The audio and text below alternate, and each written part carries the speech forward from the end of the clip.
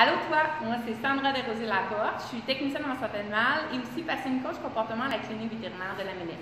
Et aujourd'hui, j'ai le goût qu'on se parle d'un déménagement. Donc, s'il y a une chose que tu dois retenir, c'est que les animaux sont sécurisés par tout ce qui est routine, mêmes habitudes.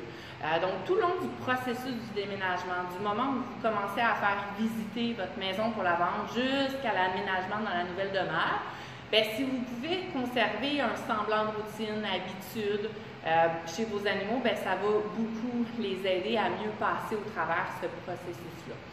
Aussi, vous familiarisez avec le langage canin, le langage féminin, ces petits signes de stress avant-coureur qu'on peut déceler et se dire « Oh mon Dieu, il a l'air moins bien dans XY situation », bien, ça va nous permettre de nous adapter, voir qu'est-ce qu'on peut faire pour aider.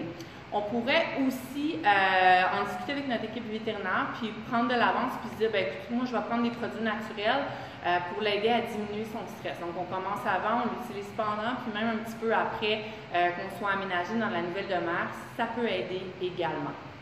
Ce qui va vraiment faire une grosse différence, ça va être un repère, okay? Quelque chose que vous allez prendre de l'ancienne demeure et amener dans la nouvelle, qui va avoir les odeurs de votre animal, mais aussi qui va déjà avoir un aspect sécurisant, réconfortant. Okay? Je pense par exemple à la cage, qui est un outil merveilleux selon moi. Ça peut être son coussin, ça peut être l'arbre à chat. Donc, on le déménage en dernier et on l'installe rapidement dans la nouvelle demeure là, pour que ça serve de repère pour notre animal. Aussi, pendant le processus de déménagement, bien, notre chien n'a pas besoin de faire partie de l'équation. Hein. Comme un jeune enfant, on ne l'amènerait pas avec nous, on va préférer le laisser chez grand-papa et grand-maman, peut-être qu'on peut faire la même chose avec nos animaux.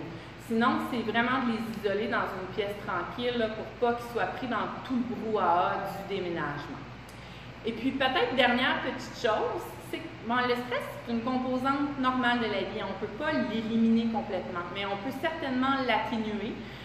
Trop de stress, ça amène des problèmes de santé, problèmes physiques, problèmes psychologiques, mais notamment des régressions au niveau de certains comportements. C'est pas rare que les gens vont déménager puis nous appeler par la suite pour nous dire « Ah, j'ai des comportements qui ont régressé au niveau de la propreté, au niveau de la destruction. Des fois, c'est la réactivité, anxiété, séparation aussi. » Donc, c'est de garder en tête que votre rôle à vous là, pendant le processus de déménagement, c'est de faire en sorte que le stress soit au minimum pour vos animaux. Ça va vous permettre de reprendre le cours de la vie normale plus facilement après. Si vous avez besoin d'aide, nous, les passionnés coach comportement, on est là pour vous aider. Sur ce, je vous souhaite une belle journée, mais surtout un bon déménagement.